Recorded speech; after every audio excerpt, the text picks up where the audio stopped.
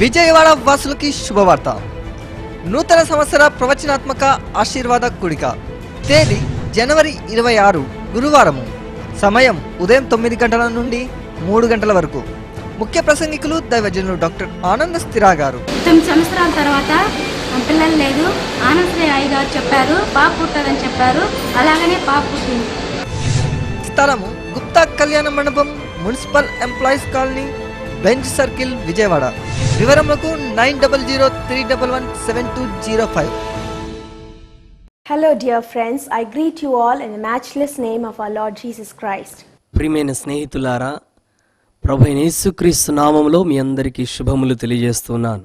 I'm so glad that the Lord has given us an opportunity to meet you through these TV programs. ఈ TV కార్యక్రమం ద్వారా మిమ్మల్ని అందరినీ కలుసుకోవటానికి దేవుడిచ్చిన కృపకై దేవుని స్తుతిస్తున్నాను. I'm sure that the Lord is blessing you all through these programs. ఈ కార్యక్రమాల ద్వారా దేవుడు మిమ్మల్ని ఎంతగానో ఆశీర్వదిస్తున్నాడని నేను నమ్ముచున్నాను. Do write to us your prayer requests and your testimonies. మీ యొక్క ప్రార్థన అవసరతలు, మీ యొక్క సాక్ష్యములు తప్పకుండా మాకు తెలియజేయగలరు. We are always here to pray for you. మీ కొరకు మేము ఎల్లప్పుడూ ప్రార్థించడానికి సిద్ధముగా ఉన్నాం. Today we are going to meditate upon a prayer by a man of God in the Bible. Bible గ్రంథంలో ఒక భక్తుని యొక్క ప్రార్థన జీవితాన్ని మనం ధ్యానించబోతూ ఉన్నాం. From Genesis to Revelation you can see there are many different kinds of prayers. ఆది కాండం నుండి ప్రకటన గ్రంథం వరకు అనేక రకాల ప్రార్థనలు మనం బైబిల్లో చూడవచ్చు. These prayers were taken up, were prayed by the righteous, the wicked, the people in trouble. మరి నీతిమంతుల ప్రార్థనలను, అదేవిధంగా చెడు మార్గంలో ఉన్నటువంటి వారి ప్రార్థనలు, కష్టాల్లో ఉన్నటువంటి ప్రార్థనలు మనం బైబిల్ గ్రంథంలో చూడవచ్చు. But now we are going to talk about a different kind of prayer. ఈ దినాన ఒక ప్రత్యేకమైన ప్రార్థనను గురించి మనం ధ్యానించబోతున్నాం. I'm going to read to you 1 Chronicles chapter 4 verse 10. మీ కొరకు మొదటి దినవృత్తాంతములు 4వ అధ్యాయం 10వ వచనాన్ని నేను చదవనై ఉన్నాను. Jabez cried out to the God of Israel, "Oh, that you would bless me and enlarge my territory. Let your hand be with me and keep me from harm, so that I will be free from pain." And God granted his request. యెబ్బేజు ఇశ్రాయేలుల దేవుని గూర్చి మొరపెట్టి, నీవు నన్ను నిశ్చయముగా ఆశీర్వదించి నా సరిహద్దును విశాలపరచి నీ చెయ్యి నాకు తోడుగా ఉండ దయచేసి నాకు కీడు రాకుండా దానిలో నుండి నన్ను తప్పింపుము అని ప్రార్థింపగా అతడు మనవి చేసిన దానిని అతనికి దయచేసెను. Who is this Jabez? ఈ యెబ్బేజు ఎవరు? We have not seen about him in the Bible in any other part. పరిశుద్ధ గ్రంథంలో ఈ భాగంలో తప్ప మరెక్కడనూ ఇతని గురించి మనం చదవటం లేదు. Only 2 verses are attributed to him in the entire Bible. Bible గ్రంథం అంతటిలో కేవలం 2 వచనాలలో ఇతని గురించి వ్రాయబడి ఉన్నది. The first verse says, మొదటి వచనం చెప్తూ ఉన్నది, in 1 Chronicles chapter 4 verse 9, మొదటి దినవృత్తాంతములు 4వ అధ్యాయం 9వ వచనం, Jabez was more honorable than all his brothers. యెబ్బేజు తన సహోదరులందరికంటే ఘనము పొందినవాడై ఉండెను.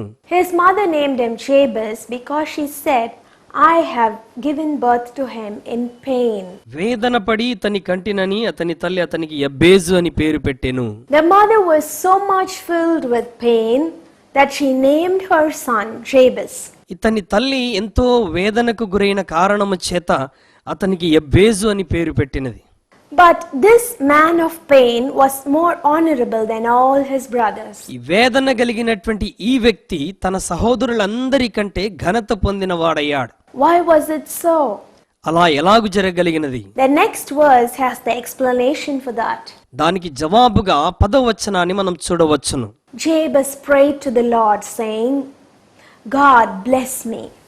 యెబ్బేజు దేవునికి మొరపెడుతూ ప్రభువా నన్ను ఆశీర్వదించమని ప్రార్థించాడు. Bless me, O Lord, and enlarge my territory.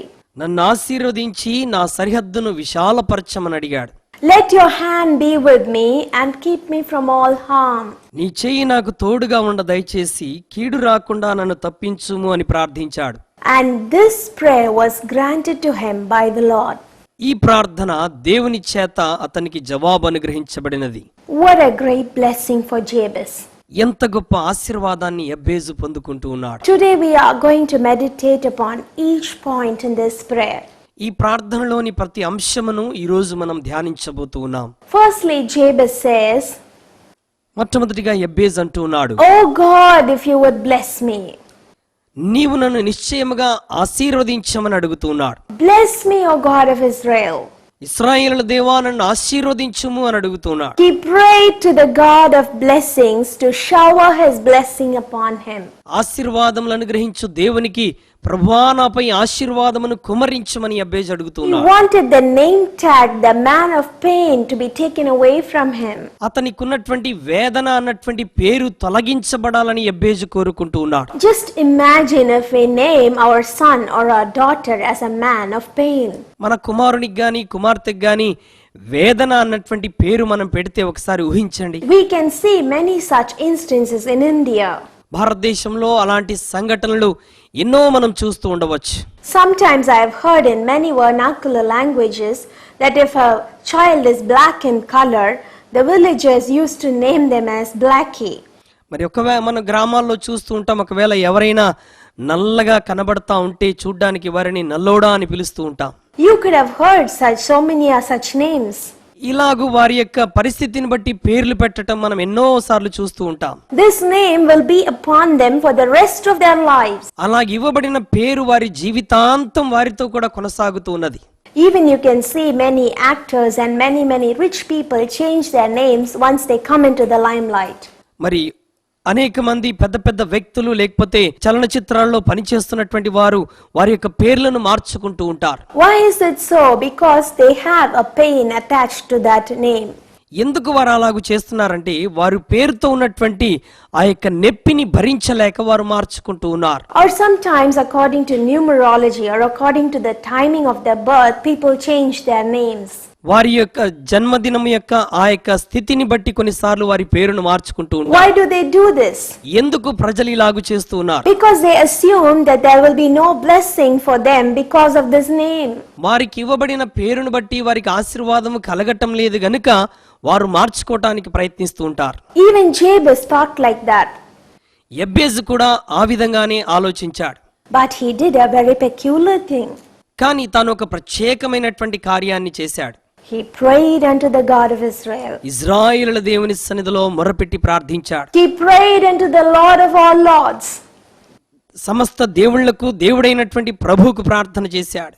He was sure that this name will not cause him any harm because the Lord will bless him.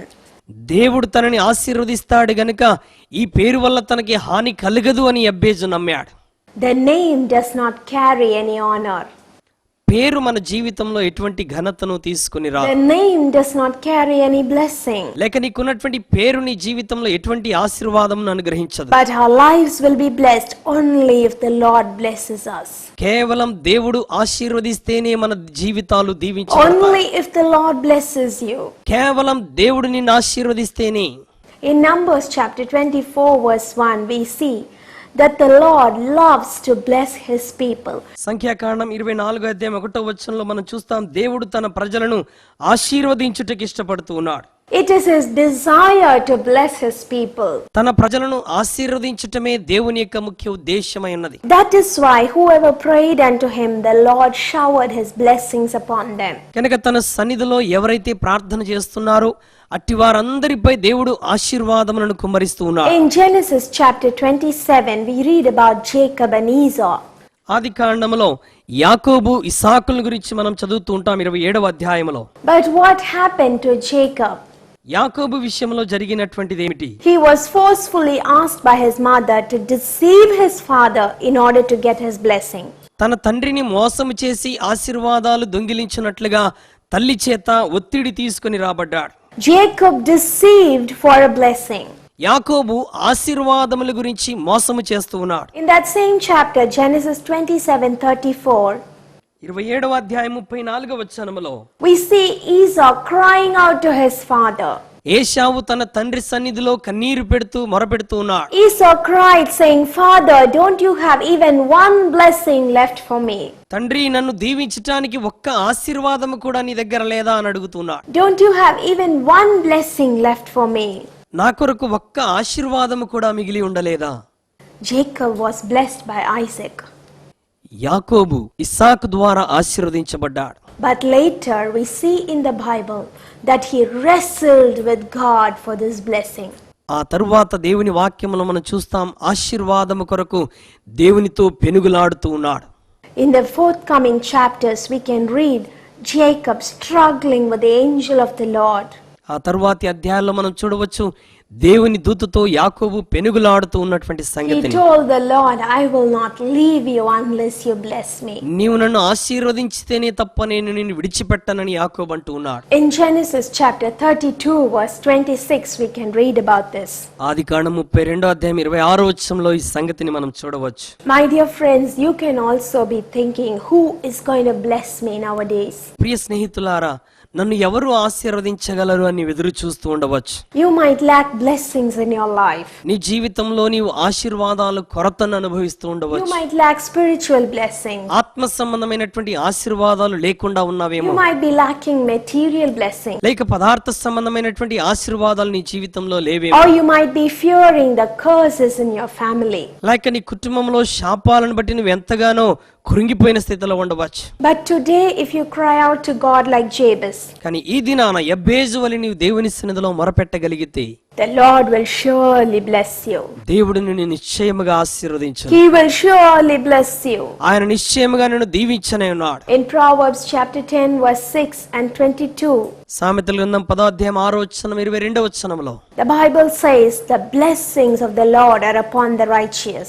నీతిమంతుల మీద దేవుని యొక్క ఆశీర్వాదములు కుమ్మరించబడుతున్నాయని వాక్యం చెప్తున్నది. And in verse 22 it says, the blessings of the Lord add riches. 22వ వచనంలో దేవుని యొక్క ఆశీర్వాదములు గొప్పవై ఉన్నవన్న మాట రాయబడినది. And he adds no sorrow to it. అతని జీవితంలో ఎటువంటి యొక్క శోకము కూడా ఉండటం లేదు. You can go here and there for blessings. నీవు ఆశీర్వాదాల కొరకు నీ జీవితంలో అటు ఇటు పరిగెడుతూ ఉండవచ్చు. You can see many people and yearn for their blessings. మరి అనేకులు వారి జీవితాల్లో ఆశీర్వాదాల కొరకు మొరపెడుతూ ఉండటం నీ చూస్తూ ఉండవచ్చు. But no one can give you the blessings unless the Lord chooses to bless you. దేవుడైనటువంటి ప్రభు నిన్ను ఆశీర్వదించకపోతే నీ జీవితంలో ఆశీర్వాదములు పొందలేవు. So today, commit your life unto Him కావున ఈ దినాన నీ జీవితాన్ని దేవుని సన్నిధిలో సమర్పించు. and ask Him to bless you. ప్రభువా నన్ను ఆశీర్వదించమని దేవుణ్ణి అడుగు. He will certainly change all your curses and bondages. ఆయన నిశ్చయముగా నిన్ను ఆశీర్వదించి నీ జీవితంలో ఉన్న శాపములన్నీ తొలగించనై ఉన్నాడు. You will become a blessing to others. నీవు అనేకులకు ఆశీర్వాదకరముగా ఉండబోతూ ఉన్నావు. The next point in Jabez's prayer is, యెబ్బేజు యొక్క ప్రార్థనలో మరి యొక్క అంశము, he prays to God saying, enlarge my territory. ప్రభువా నా సరిహద్దును విశాలపరచమని అడుగుతూ ఉన్నాడు. Enlarge my territory. ప్రభువా నా సరిహద్దును విశాలపరచము. Today we see many people encroaching the land of others. ఈ దినాల్లో మనం చూస్తున్నాం ఇతరులు వేరే వారి యొక్క భూములను స్వాధీనపరచుకోవటం. People are so crazy about the property. ప్రజలందరూ కూడా స్థలమును సంపాదించుకొనుట కొరకు ఎంతో వెరివారిగా ఉంటూ ఉన్నారు. Wherever you go, people are saying, I want this piece of land, I want this piece of house. మనం ఎక్కడికి వెళ్ళినప్పటికీ ఇదిగో నాకు ఆ గృహం కావాలి, ఆ స్థలము కావాలని ప్రజలు ప్రాకులాడుతూ ఉంటారు. But here Jabez just goes to the Lord and asks him, enlarge my territory. కానీ ikkadaithe యెబ్బేజు దేవుని సన్నిధికి వెళ్ళి నా సరిహద్దును విశాలపరచమని దేవుని అడుగుతున్నాడు. How many of us are doing that? మనలో ఎంతమంది ఇలాగు చేస్తూ ఉన్నాం? You might work a lot. నీవు చాలా కష్టపడి పని చేయవచ్చు. You might earn much money. నీవు ఎంతో ధనమును సంపాదించవచ్చు. You might buy so much of property. నీవు అనేక స్థలాలను నీ జీవితంలో కొనవచ్చు. But all these can disappear in one day. ఇవన్నీ కూడా ఒక రోజు నాశనము కానున్నాయి. You might think, how is it possible? ఇది ఎలాగూ సాధ్యమవుతుంది అని నీవు అనుకొనవచ్చు. It is possible in today's world. నేటి దినాలను ప్రస్తుత ప్రపంచాన్ని గమనిస్తే నిశ్చయముగా అది సాధ్యమవుతున్నది. I know of a man in the southern districts of Tamil Nadu. తమిళనాడులోని దక్షిణ భాగంలో నాకు ఒక తెలిసిన వ్యక్తి ఉన్నాడు. He was a very, very rich man. ఆయన బహుగా ఐశ్వర్యవంతుడై ఉన్నవాడు. He had so much of property in all the important places of the city. మరి పట్టణంలోని ప్రాముఖ్యమైన స్థలాలన్నిటిలో కూడా అతనికి భూములు ఉన్నాయి. He had many buses going in his name. అతని పేరు మీద అనేకమైన బస్సులు తిరుగుతూ ఉన్నాయి. A very rich man. చాలా ఐశ్వర్యవంతుడు. But what happened suddenly? కానీ అకస్మాత్తుగా ఏమి జరిగిందంటే, he was going after the lust of his eyes and married a lady. అతను యొక్క మోహాన్ని బట్టి, అతని యొక్క శరీర కోరికలను బట్టి ఒక స్త్రీని వివాహం He చేశాడు. was already married and had children, అతనికి ఇంతకు ముందే వివాహమైంది, పిల్లలు కూడా ఉన్నారు. but he committed adultery. కానీ వ్యభిచారం చేయటం మొదలు పెట్టాడు. More than that, దానికంటే ఎక్కువగా to satisfy his second wife and his bad friends, he started drinking. తన రెండవ భార్యను తృప్తిపరచటానికి, తన స్నేహితులను తృప్తిపరచటానికి త్రాగుడుకు బానిసయ్యాడు. Within a few days, కొన్ని దినముల్లోనే the first wife and her relatives were so angry with this man. తన మొదటి భార్య, తన బంధువులు ఆ వ్యక్తిని చూసి ఎంతో కోపంతో మండిపోతున్నారు. They felt cheated and despised by this man. వారు ఈ వ్యక్తితో మోసపోయామన్నటువంటి ఆలోచనలో ఉండిపోయారు. He forgot totally about his first wife and children. తాను ఈ అలవాట్లలో ఉండి తన సొంత భార్యను, పిల్లల్ని పూర్తిగా మర్చిపోయాడు. He built a separate place for the second wife and his friends, and he started living with them. తన రెండవ భార్య కొరకు ఒక మంచి భవనమును నిర్మించి తన యొక్క రెండవ భార్యతో, స్నేహితులతో నివసించటం మొదలు పెట్టాడు. So one fine day, ఒక రోజున the first wife's brothers మొదటి భార్య యొక్క సహోదరులు took him to drink. అతన్ని త్రాగటానికి తీసుకుని వెళ్ళారు. They spoke well to their brother-in-law. వారి యొక్క బావగారితో చాలా చక్కగా మాట్లాడటం మొదలు పెట్టారు. And when he was high in alcoholic spirit, ఆ త్రాగుడు మత్తులో, ఎక్కువగా మత్తులో ఉన్నప్పుడు these men took all the signatures from him. ఆ మొదటి భార్య యొక్క సహోదరులు అతని దగ్గర నుండి సంతకాలన్నీ తీసుకున్నారు. What were those signatures for? ఆ సంతకాలు దేని కొరకు తీసుకున్నారు తెలుసా? The bond papers said ఆ బాండ్ పేపర్ మీద వ్రాయబడి ఉన్నది that this particular rich man had transferred all his property to his first wife's name. ఈ ధనవంతుడైనటువంటి వాడు తన యొక్క భూములు, ఆస్తులన్నీ కూడా మొదటి భార్య పేరు మీద వ్రాసి ఇచ్చాడు.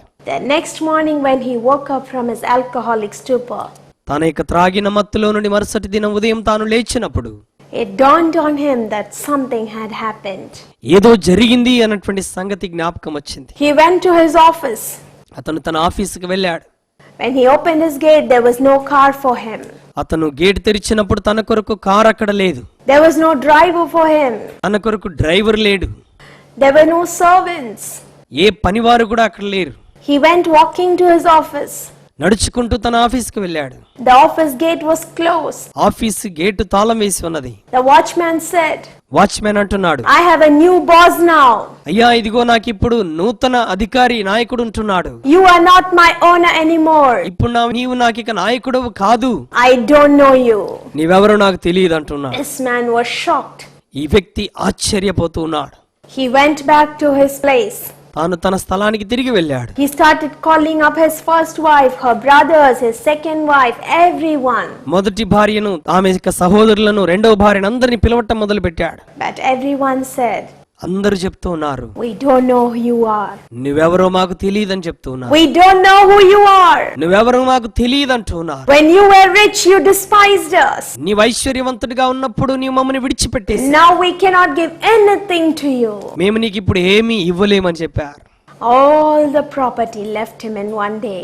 తనకున్న ఆస్తి అంతయు ఒక్క రోజుని హరించిపోయి, All his blessings left him. అతని ఆశీర్వాదాలన్నీ కోల్పోయాడు. He is still begging in the streets in that same city. అదే పట్టణాలలో ఇప్పటికి అడుక్కుని బ్రతుకుతూ ఉన్నాడు. He depends upon the charity of other people to survive. ఇతరులు చేసేటువంటి సహాయం మీద ఇప్పుడు ఆధారపడుతూ ఉన్నాడు. What a pitiable situation. ఎంత దయనీయమైనటువంటి పరిస్థితి. Yes, my people, అవును నా ప్రియ దేవుని బిడ్డలారా, the Lord blesses us and enlarges our territory. It will all be in vain.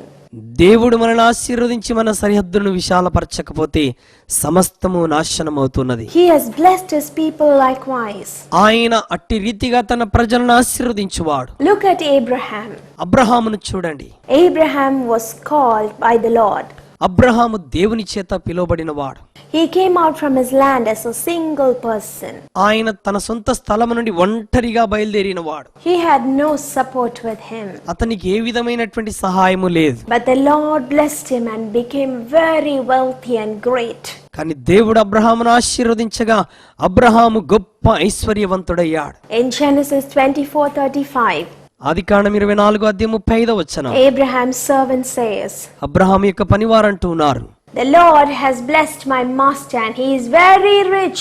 దేవుడు మా యజమానుని ఆశీర్వదించాడు, అతనెంతో ఐశ్వర్యవంతుడిగా ఉన్నాడు అంటున్నారు. Yes, the blessing of the Lord can enlarge the territory of even a deserted man. అవును, దేవుని యొక్క ఆశీర్వాదాలు మన జీవితంలోని సరిహద్దులను విశాలపరచగలవు. You might be facing tribulations and trials on all sides. నీవు నీ జీవితంలో అన్ని వైపుల నుండి శ్రమలను, ఇబ్బందులను ఎదుర్కొంటూ ఉండవచ్చు. But don't worry, when the Lord is with you, He will enlarge your territory. నీవు చింతించని అవసరం లేదు. దేవుడు నీతో ఉన్నప్పుడు ఆయన తప్పక నీ సరిహద్దులను విశాలపరుస్తాడు. Many of you would have read my father's life history book. మీలో అనేక మంది నా తండ్రి యొక్క జీవిత చరిత్రను చదివి ఉంటారు. My father was raised as an orphan. నా తండ్రి ఒక అనాథగా పెరిగినవాడు. At the age of 16, he left his orphanage, obedient to the Lord's word. తన 16వ ఏట దేవుని మాటకు లోబడి తన అనాథ శరణాలయాన్ని విడిచిపెట్టాడు. He came to the city of Tiruchirappalli with just 5 rupees in his hands. తన చేతిలో 5 రూపాయలతో మాత్రమే తిరుచిరాపల్లి అన్న పట్టణానికి వచ్చాడు. He did not know anybody. ఆ ప్రాంతంలో తనకి ఎవ్వరు తెలిసిన వారు లేరు. He had no relatives to support him. అతనికి సహాయం చేయటానికి బంధువులు కూడా లేరు. Only the Lord was his help and support. ఆ పరిస్థితిలో కేవలం దేవుడు మాత్రమే తన సహాయకుడిగా ఉన్నాడు. Slowly he started working hard and earning. ఆయన కష్టపడి సంపాదించటం మొదలు పెట్టాడు. I have seen even in my childhood my father driving a cycle. నా చిన్న వయసులో నేను చూశాను, నా తండ్రి సైకిల్ తొక్కడం చూశాను. But my parents never yearned for worldly blessing. నా తల్లిదండ్రులు ఎప్పుడు కూడా లోక సంబంధమైన ఆశీర్వాదాల కొరకు ఎదురు చూడలేదు. They will be satisfied with what they had. వారికి ఉన్న దానితో వారు తృప్తి కలిగి జీవించేవారు. But always day in and day out. కానీ వారు దినదినము కూడా Every day they used to pray to the Lord. ప్రతి దినం దేవుని సన్నిధిలో మొరపెడుతూ ఉండేవారు. They had a very spiritual and a very true Christian life. వారు నిజమైనటువంటి ఆత్మ సంబంధమైన క్రైస్తవ జీవితాన్ని జీవించారు. The Lord saw this truth and sincerity in them. వారి జీవితంలో ఉన్నటువంటి యథార్థతను, సత్యమును దేవుడు చూశాడు. Even without asking, the Lord blessed them more and more. అడగక ముందే దేవుడు నా తల్లిదండ్రులను గొప్పగా ఆశీర్వదించాడు. Now the Lord has blessed us in that same city. దేవుడు ఇప్పుడు ఇదే పట్టణములో మమ్మల్ని ఎంతగానో ఆశీర్వదించాడు. And so many hundreds are blessed through us. వందల కొలది ప్రజలు మా ద్వారా ఆశీర్వదించబడుతున్నారు. Not only spiritually but materially also. ఆత్మ సంబంధంగా మాత్రమే కాదు, లోకపరమైన ఆశీర్వాదాలు కూడా అనుభవిస్తున్నారు. We help so many people with the blessings that the Lord has given us. దేవుడు మాకు అనుగ్రహించిన ఆశీర్వాదాలను బట్టి అనేకులకు మేము దీవెనకరముగా ఉన్నాం. Spiritually also, the Lord has enabled us to be a blessing as a family to thousands of people. ఆత్మ సంబంధంగా కూడా దేవుడు మా కుటుంబం అంతటిని వేల కొలది ప్రజలకు ఆశీర్వాదకరంగా ఉంచాడు. How is this possible? ఇది ఎలాగూ సాధ్యమవుతున్నది? The Lord enlarged our territory. దేవుడు మా సరిహద్దును విశాలపరుస్తూ ఉన్నాడు. In Isaiah chapter 54 verse 3 we read about this. యెషయా గ్రంథం 54వ అధ్యాయం 3వ వచనంలో మనం ఈ సంగతి చూస్తూ ఉన్నాం. Expand your tent and enlarge your territory. నీ యొక్క గుడారమును విశాలపరచుము, నీ సరిహద్దును విశాలపరచుము అన్నటువంటి Today also you might be praying, Lord, I don't have an own house. ఈ రోజు నీ ప్రార్థన చేస్తుండొచ్చు, ప్రభువా నాకు సొంత గృహము లేదు. I don't have material blessings in my life. ఈ లోకంలో ఏ ఆశీర్వాదము కూడా నాకు లేదు. Spiritually I am like a dry and parched land. ప్రభువా ఆత్మీయంగా నేను ఎండిన భూమి వలె ఉంటూ ఉన్నాను. But today, like Jabez, when you cry out to the Lord, అయితే ఈ రోజు ఎబ్బేజు వలె నీవు దేవుని సన్నిధిలో ప్రార్థించినట్లయితే He will enlarge your territory and exalt you. ఆయన నీ యొక్క సరిహద్దును నిశ్చయముగా విశాలపరిచి నిన్ను ఘనపరుస్తాడు. Nothing is impossible for Him. ఆయనకు సాధ్యమైనది ఏదీ లేదు. David was running here and there, scared of his enemies. దావీదు తన శత్రువుకు భయపడి అటు ఇటు పరుగులు పెడుతూ ఉన్నాడు. He had so many enemies. అతని చుట్టూ శత్రువులు ఎంతో మంది ఉన్నారు. He was anointed by the Lord. దావీదు దేవుని చేత అభిషేకించబడిన But even then he had to run for his life. అయినప్పటికీ తన జీవితమును కాపాడుకున్నట్టుకు పరుగులు పెడుతూ ఉన్నాడు. What happened ultimately? ఏం జరిగింది తెలుసా? A shepherd boy became a king. గొర్రెల కాపరిగా ఉన్నటువంటి దావీదు రాజు అయ్యాడు. A shepherd boy who had not even food for him sometimes. తనకు భోజనం కూడా లేని పరిస్థితిలో ఉన్నటువంటి యొక్క గొర్రెల కాపరి, a young man who had to beg others for food. ఇతరుల దగ్గర ఆహారం కొరకు అడిగేటువంటి యవనస్తుడు, He became such a rich and powerful king. అలాంటి వాడు ఇప్పుడు గొప్ప రాజుగా, శక్తి కలిగిన రాజుగా మారిపోయాడు. He not only had riches for him and his family, కేవలం తన కొరకు ఐశ్వర్యం మాత్రం కలిగి ఉండటం కాదు గాని, but he also gave liberally to the Lord. తాను దేవునికి ధారాళముగా ఖర్చు పెడుతూ ఉన్నాడు. He earned up and he saved so much of precious stones and gold and silver for the temple that Solomon was to build. సొలొమోను కడుతున్నటువంటి దేవాలయం కొరకు తాను పొదుపు చేసినటువంటి విలువైనటువంటి రాళ్ళు, వజ్రాలు, బంగారమును కానుకలుగా సమర్పించాడు. 2 Samuel 5:10 says, 2 సమూయేలు గ్రంథం 5వ అధ్యాయం 10వ వచనం చెప్తున్నది, the Lord was with David దావీదుతో కూడా దేవుడున్నాడు, and he became exceedingly great. ఆయన అంతకంతకు వర్ధిల్లుతూ ఉన్నాడు. He became greater day by day. ఆయన దినదినము వర్ధిల్లుతూ గొప్పవాడయ్యాడు. You can also increase day by day. నీవును దినదినము అభివృద్ధి చెందగలవు. Just trust in the Lord and pray unto him. దేవుని యందు నమ్మకం ఉంచి ఆయన సన్నిధిలో ప్రార్థన చేయి. He will answer your prayers. ఆయన నిశ్చయముగా నీ ప్రార్థనకు జవాబిస్తాడు. Our heavenly Father, మా పరలోకపు తండ్రి, thank you for all the things that you have taught us today.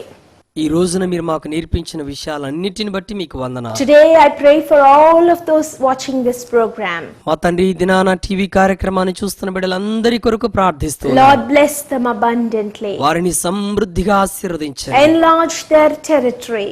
వారి సరిహద్దును విశాలపరచమని They అడుగుతున్నాను. might be crying out, Lord, my family is a cursed family. ప్రభువా, నా కుటుంబము శపించబడిన కుటుంబం అని మీ సన్నిధిలో We మొరపెడుతున్నాను. have so much of bondages. తండ్రి, మాకు అనేకమైన బంధకాలు ఉన్నాయని ప్రార్థిస్తుండవచ్చు. We have nobody to deliver us. మాకు విడిపించటానికి ఎవరునూ లేరని అడుగుతున్నాం. We have tried in so many ways. మేము అనేక రీతులుగా ప్రయత్నం చేశాము.